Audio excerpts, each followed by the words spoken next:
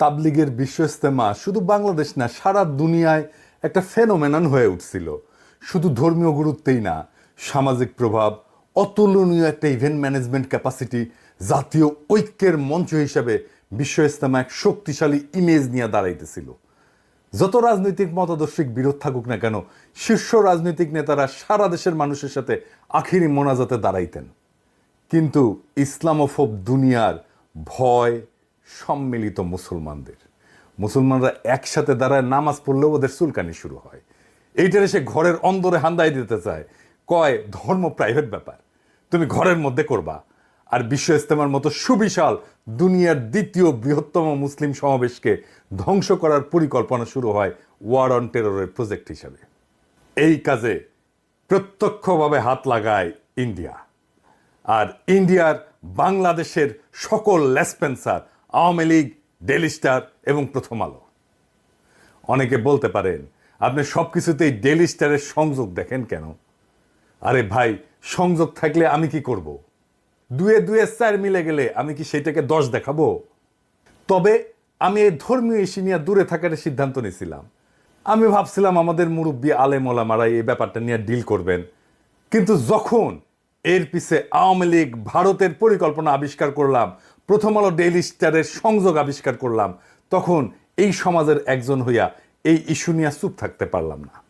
শুধু তাই না, কিভাবে ভারতের এই লেসপেন্সারগুলা বর্তমান সরকারের ঘনিষ্ঠ হওয়ার কাজ সফলভাবে সম্পন্ন করে ফেলছে, সেটা দেখে আমি আতঙ্কিত হয়ে গেলাম। বৈষম্য বিরোধী ছাত্রদের মূল নেতৃত্বের কাছাকাছি চলে আসছে তারা। এর ফলে ফ্যাসি বিরোধী লড়াইয়ের মূল শক্তি হেফাজতের সাথে বর্তমান সরকারের দূরত্ব তৈরির ঝুঁকি তৈরি হয়েছে। এই কারণেই তাবলিগ নিয়া মহাষড়যন্ত্র দেশবাসীর সামনে উন্মুক্ত করে দেওয়াটা আমার কর্তব্য আর দায়িত্ব হয়ে দাঁড়াইল।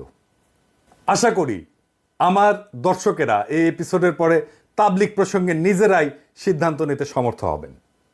আমি স্পষ্টভাবে দেখাই দেব, তাবলিগ জামাতের এই দুই গ্রুপের মধ্যকার দ্বন্দ্ব বিরোধের পিছনে প্রত্যক্ষভাবে রয়েছে ইন্ডিয়া। কিভাবে? তাবলিগের ভেতরে যাদেরকে জুবায়েরপন্থী বলা হইতেছে, সেইটাই তাবলিগের মূলধারা। সেই পক্ষের সাথে আছেন বাংলাদেশের কওমি, দেওবন্দি, হেফাজত ঘরানার অর্থাৎ মূলধারার আলেম সমাজের প্রায় সকলেই, এবং তাবলিগের সাথে সংশ্লিষ্ট সাধারণ জনতার বৃহৎ সংখ্যাগরিষ্ঠ অংশ। আবার ইন্টারেস্টিং ব্যাপার হইতেছে, এই পক্ষ আদর্শগত এবং মনস্তাত্ত্বিকভাবে শেখ হাসিনার ফ্যাসিবাদী শাসন এবং ভারতীয় আধিপত্যবাদের ঘোর বিরোধী। এই পক্ষই তাবলিগের মধ্যে বৃহৎ সংখ্যাগরিষ্ঠ এবং সবচেয়ে প্রভাবশালী অংশ।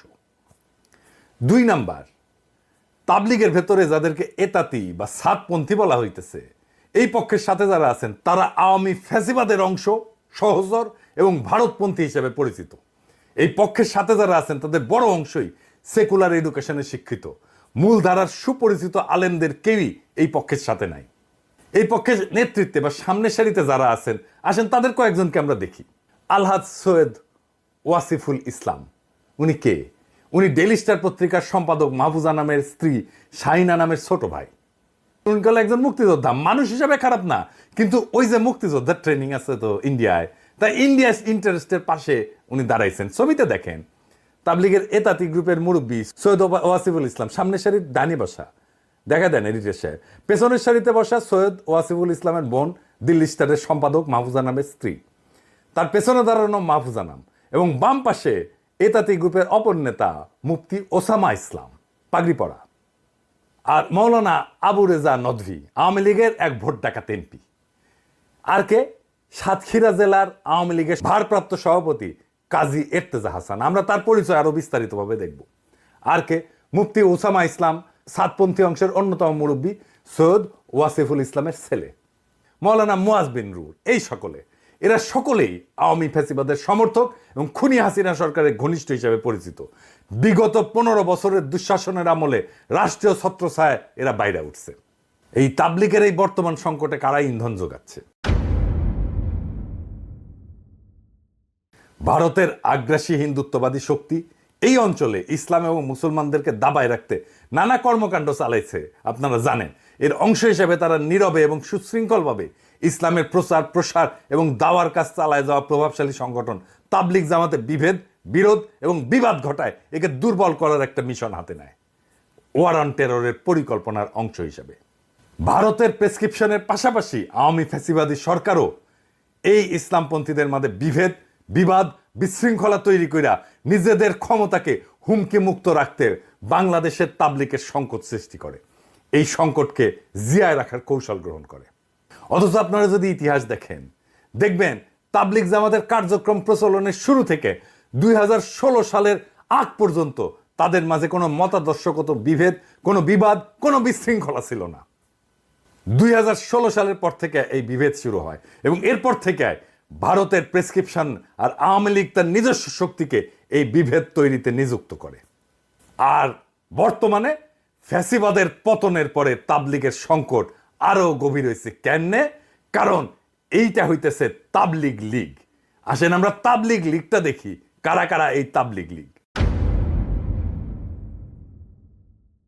আওয়ামী ফ্যাসিবাদী সরকারের পতনের পর বিচারক লীগ, আনসার লীগ, গার্মেন্টস লীগ, রিক্সা লীগ, ছাত্র লীগ, ইসকন লীগ, এগুলোর মাধ্যমে বিপ্লব এবং জন অভ্যুত্থানকে নস্যাৎ করা এবং অন্তর্বর্তী সরকারকে ব্যর্থ করার দেশবিরোধী নানা চক্রান্তের মতোই ভারতের মদতপুষ্ট আওয়ামী ফ্যাসিবাদীরা তাবলিগের এতাতি গোষ্ঠীকে দিয়ে একটা বড় গোলযোগের চেষ্টা করতেছে। এই এতাতি গ্রুপ একটা অতি ক্ষুদ্র অংশ, অথচ এদের শক্তিকে ফুলায় ফাপায় বড় করে দেখানোর চেষ্টা করা হয়। মাহফুজা নামের ঘনিষ্ঠ আত্মীয়তা সূত্রে ডেইলি স্টার এবং প্রথম আলো এই সংকটের শুরু থেকেই এতাতিদের পক্ষে নিয়ে তাদের অনুকূলে প্রচুর নিউজ প্রচার করে এবং ইন্ধন যোগায় আসে। এডিটর সাহেব, তাবলিগের এতাতিদের পক্ষে প্রথম আলো লিখা সার্চ দেন তো গুগলে, কার নিউজ আসে দেখেন। আপনি গত কয়েকদিনে প্রথম আলো সংবাদ পরিবেশনের চিত্র দেখলেই বুঝবেন এই সার্চ দেওয়ার পরে। আমি আর বিস্তারিত গেলাম না। মজার বিষয় হচ্ছে প্রথম আলো, ডেইলি স্টার, কালের কণ্ঠ, বাংলাদেশ প্রতিদিন, যুগান্তর, কালবেলা এই সমস্ত পত্রিকা আলেম ওলামা ও ইসলামপন্থীদের সংবাদের প্রকাশ বরাবর এড়ায় গেলেও 2017 সালে তাবলিগের চলমান সংকটের শুরু থেকেই এতাতি গ্রুপের পক্ষ নিয়ে নানা ইন্টারেস্টিং নিউজ করে আসতেছে। এখন এই মুহূর্তে তাবলিগের এই দুই গ্রুপের বিভেদ কোন পর্যায়ে আছে, এইটা আমার দর্শকদের একটু জানা থাকা দরকার। আমি যতটুকু অনুসন্ধান করে পাইছি সেটার ভিত্তিতে আমি বলতেছি, আপনারা বাস্তবতার সাথে মিলায় দেখবেন। তাবলিগ জামাতের দুই পক্ষের সার্বিক পরিস্থিতি বর্তমানে যে জায়গায় ঠেকছে, এতে করে এই দুই পক্ষে ঐক্যবদ্ধ করা আর সম্ভবপর না। কারণ এক পক্ষে যারা নেতৃত্বে আছেন তারা হইতেছেন মূলধারার আলেম সমাজ এবং অন্য পক্ষের নেতৃত্বে যারা আছেন তারা হইলেন আওয়ামীপন্থী জেনারেল শিক্ষিত। এই আওয়ামীপন্থী অংশকে নিঃশর্ত সমর্থন যোগাচ্ছে প্রথম আলো, ডেইলি স্টার সহ ভারত বান্ধব মিডিয়া সমূহ। কারণ সাধারণ মুসল্লি এদের সাথে নাই বললেই চলে, এদেরকে জিয়ায় রাখছে প্রথম আলো, ডেইলি স্টার সহ ভারতপন্থী মিডিয়াগুলা। আসেন এবার এই এতাতি নেতা একজন সৈয়দ কাজী ইর্তেজা হাসানকে দেখি। আসেন তার কিছু ছবি দেখি। দেখেছেন হাসিনার সাথে জননেত্রী শেখ হাসিনার ধর্মচিন্তা নামে বইও লিখছে, দেখেছেন? সাতক্ষীরার 2 আসনে আওয়ামী লীগের মনোনয়ন জমা দিতেছে। দেখেন এতাতিদের পৃষ্ঠপোষকতায় অনন্ত জলিলও আছে। অনন্ত জলিল মাঝে মাঝে দেখেন না ধর্ম নিয়ে চিক্কুর পারে, কেন এই যে এই এতাতিদের সাথে আছে। অনন্ত জলিলের দেখে আবার অনেকে গইলা যায়, কারণ অনন্ত জলিল এই ইর্তেজা হাসান আর মুফতি ওসামা ইসলামের বন্ধু। এতাতি নেতারা আবার সিনেমাও বানায়, দেখেন দেখেছেন? আবার ওইটা আবার অনন্ত জলিল প্রমোট করে, চমৎকার ডিস্কো হুজুর আর কি। জালিয়াতি আর প্রতারণার অভিযোগে গ্রেপ্তার করা হয়েছিল এই ইর্তেজা হাসানকে। হাসিনাই গ্রেপ্তার করছিল, মানে কত কেন বড় হইলে যার এটা উপেক্ষা করে রাখতে পারে নাই। হাসিনার সাথে নিয়মিত সফরে যাইতো ইর্তেজা, আরব আমিরাতে গেছে, ইন্ডিয়া সফরে গেছে। তার প্রতারণার বিরুদ্ধে ঢাকায় মানববন্ধন পর্যন্ত হয়েছে। দেখেন দেখেন কি কয়, জাতির পিতার রক্ত দিয়া আরো বেশি ঋণী করে গেছেন ইর্তেজা হাসান। এই কাজী ইর্তেজা হাসান আওয়ামী লীগের ধর্ম বিষয়ক উপকমিটির সদস্য, সাতক্ষীরা জেলার আওয়ামী লীগের ভারপ্রাপ্ত সভাপতি হইতেছে এই ইর্তেজা হাসান। ওর তো এখন জেলে থাকার কথা। আবার প্রথম আলো তারা কেমনে প্রমোট করে দেখেন, জামিন পেয়েছে এটা মামলায়, সেটাও এত বড় নিউজ করেছে। আরে আশ্চর্য ব্যাপার, দেখেছেন কারো জামিন পেলে এত বড় নিউজ করে? না জানি ওই একটা কোন বড় একটা তালে বড় এসে গেছে। এখন দেখেন প্রাইভেট স্পেসে বাসার মধ্যে ছবি তুলে খাতির করে হাসনাত, সার্জিস, আসিফ। আসিফ কি খুশি ছবি তুলে, দেখছেন? এমন কি আসিফ নজরুলের সাথে ঘনিষ্ঠতা দেখেন। এখন কইতে পারেন আপনারা রাজনৈতিক নেতা হইছেন, পরিচিত ফিগার হয়েছেন, পাবলিক ফিগার হয়েছেন, আপনার সাথে তো পাবলিক এসে ছবি, আরে ভাই এটা তো প্রাইভেট স্পেসে বার্সার মধ্যে ছবি, দেখেন এইভাবে প্রাইভেট ছবি তোলার আগে তো তার ব্যাকগ্রাউন্ড চেক করা যায় যে এই লোকটা কে। এখন দেখেন আওয়ামী নেতার সাথে, দেখেন ফজলে নূর তাপসের সাথে, সাকিব আল হাসানের সাথে, হাসান মাহমুদের সাথে, এমনকি মরে গেছে যে নাসিমুল লগে কি মাখামাখি। সুতরাং এই যে বিবাদে যদি দেশ বরণ্য গ্রহণযোগ্য আলেম এবং দায়িত্বশীল বর্গ আগায়ও আসে, এই দুই পক্ষকে ঐক্যবদ্ধ করার উদ্যোগ সফল হবে এটা কখনো আশা করা যায় না। কারণ এটা তো বুঝলেন যে এই বিভেদ বা বিবাদটা চাপায় দেওয়া আধিপত্যবাদী হিন্দুত্ববাদী শক্তি এই বিভেদটা চাপায় দিছে। কারণ এই পর্যায়ে কি করা যায়, এটা একটা সলিউশন তো করতে হবে। ভাই আমি তো ডাইরেক্ট অ্যাকশনের লোক, এই এরতেজারে 3rd ডিগ্রি দেওয়া উচিত এক্ষুনি। তারা তো হাসিনাই ধরেছিল, ওই মামলা আজকে ওরা প্যাকেট করেন। এই ভিডিও যাওয়ার পরে যারা বিভ্রান্ত ছিলেন সাধারণ মুসলমান সমাজ, তারা সরে যাবে এই এরতেজাদের পিছন থেকে, অনেক বিষয় ক্লিয়ার হয়ে যাবে। এখনই সময় ইন্ডিয়ান ষড়যন্ত্রকে প্যাকেট করে দেওয়া পুরাপুরি। কারণ আমাদের তো তাবলিগকে রক্ষা করতে হবে, আমাদের সেই আগের ঐতিহ্যকে ফিরে আনতে হবে। এর বাইরে যদি ডাইরেক্ট অ্যাকশনে না যান, তারও পথ আছে। সরকার গ্রহণযোগ্য আলেমদেরকে নিয়ে একটা উদ্যোগ নিতে পারে। সেই ক্ষেত্রে জাতীয় স্তরে গ্রহণযোগ্য এবং তাবলিগের বাইরের আলেমদেরকে সম্পৃক্ত কইরা মতামত বা পরামর্শ চাওয়া যেতে পারে এবং তাদের মাধ্যমে পাওয়া প্রস্তাবনা দিয়া সমাধানের উদ্যোগ নেওয়া যেতে পারে। যেই মুরব্বীদের নিয়ে এই উদ্যোগ নেওয়া যাইতে পারে, আমি কয়েকটা নাম বলি, আর দেখেন এটা আরো কিছু যুক্ত করতেও পারেন, কিন্তু আমি কয়েকজনের নাম বলতেছি। 1 নাম্বার, এর ধর্ম উপদেষ্টা তো থাকবেনি এখানে, হ্যাঁ, যে ডক্টর আফামা মাওলানা খালেদ হোসেন, উনি থাকবেন। 2 নাম্বার, জাতীয় মসজিদ বাইতুল মোকাররমের খতিব মুফতি আব্দুল মালিক, উনিও থাকবেন। সর্বোচ্চ কওমি মাদ্রাসার যে শিক্ষা বোর্ড, হায়াতুল উলউইয়ার চেয়ারম্যান এবং বেফাক বোর্ডের সভাপতি মুফতি মাহমুদুল হাসান, উনিও থাকবেন। আর দেশের প্রাচীন বৃহৎ মাদ্রাসা হিসেবে সমাদৃত হাটহাজারী মাদ্রাসার পরিচালক এবং পটিয়া মাদ্রাসার পরিচালক, ওনারাও থাকবেন। ইসলামিক ফাউন্ডেশনের গভর্নর এবং বোর্ড অফ গভর্নর্সের সদস্যবৃন্দ থাকবেন। তবে এখানে আমি একটা জিনিস একটু বলে রাখি, কিছু মনে করেন না। আমি যে বিষয়টা বলে রাখতেছি এটা সতর্কতা হিসাবে, মানে আপনাদের সাথে মহব্বত নেই আমার এই বিষয়টা এরকম মনে করেন না। যেমন ধরেন, যদি এটা সত্যিকার অর্থে সমাধান করতে চাই, তাহলে জাতীয় স্তরে সুপরিচিত গ্রহণযোগ্য ইসলামিক ব্যক্তিগত আলেম বাছাই করার সময় কয়েকটা বিষয় একটু খেয়াল রাখতে হবে, একটু মেহরবানি কইরা। যেমন ধরেন আহলে হাদিস মতবাদপন্থী, মাজারপন্থী বা জামাত ইসলামী ঘরানার কাউকে রাখাটা ফলপ্রসূ হবে না। এই জন্য না যে আমি ওনাদের মহব্বত করি না, সেই জন্য তা না, ওনাদের বাইরে রাখতে বলছি কারণ এই 3 মতাদর্শের লোকজন তাবলিগ জামাতের কার্যক্রমকে পছন্দ করেন না। তাই এই সমস্যা সমাধানের ক্ষেত্রে, কার্যকর সমাধানের ক্ষেত্রে আন্তরিকতা দেখাতে পারবেন বা তাদের ইনপুটটা কাজে লাগবে, এইটা আমার সন্দেহ আছে। তো ওনারা বাইরে থাকলেই ভালো আর কি, এটা যাদের অ্যাফেয়ার্স তারাই এটা ম্যানেজ করলেন। তো এই সংকটের সমাধান কিভাবে হইতে পারে সেটা মুরব্বীরা আলাপ করবেন। আমি এটা রাস্তা বাতলাই দিতে পারি যেভাবে হইতে পারে আর কি। দেখেন, শুনে দেখেন, ভালো লাগলে নেবেন, না লাগলে ফেলা দেবেন, কোনো অসুবিধা নাই। আসেন সেটা কি হইতে পারে সেটা দেখি।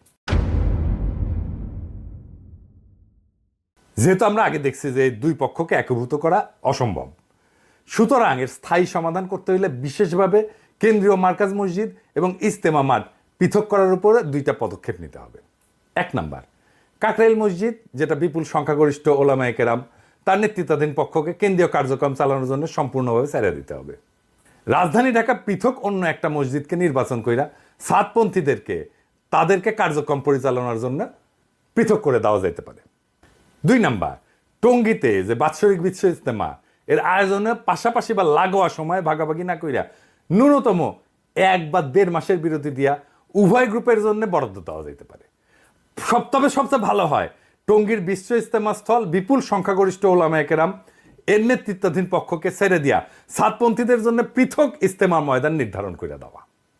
এইটা আলাপ আলোচনার মাধ্যমে এই 2টা সিদ্ধান্ত যদি নেওয়া যায়, আশা করা যায় তাবলিগ নিয়ে 2 গ্রুপের চলমান সংকট মোটা দাগে সমাধান হয়ে যাবে।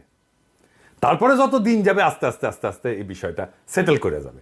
কারণ ইতিমধ্যে জেলা পর্যায়ে এই 2 গ্রুপের মার্কাজ মসজিদ কিন্তু পৃথক করা হয়ে গেছে এবং যে কারণে জেলা পর্যায়ে বিশৃঙ্খলা বা সহিংসতার তেমন কোনো খবর পাওয়া যায় না। এটা কিন্তু মোটামুটি জেলা পর্যায়ে সেটেল, কেন্দ্রীয় পর্যায়ে এসে সেটেল হয় নাই। তাই কেন্দ্রীয় পর্যায়ে এই পদক্ষেপগুলো নিলে এটা সেটেল হয়ে যাবে আমি আশা করি।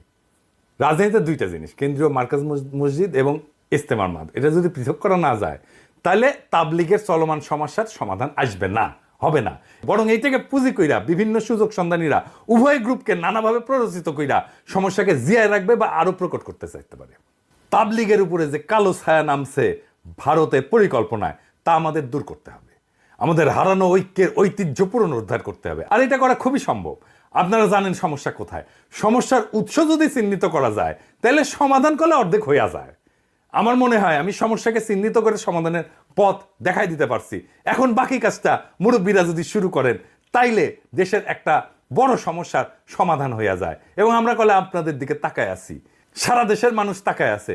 সমস্যাটা মেহরবানি কইরা মুরব্বীরা আপনারা সমাধান কইরা ফেলে আমাদেরকে স্বস্তি দেন, দেশবাসীকে স্বস্তি দেন এবং ঐতিহ্যকে পুনরুদ্ধার করেন এবং ভারতের এই শয়তানি প্রকল্প রুখে দেন। দেশবাসী আপনাদের পাশে থাকবে। ইনকিলাব জিন্দাবাদ।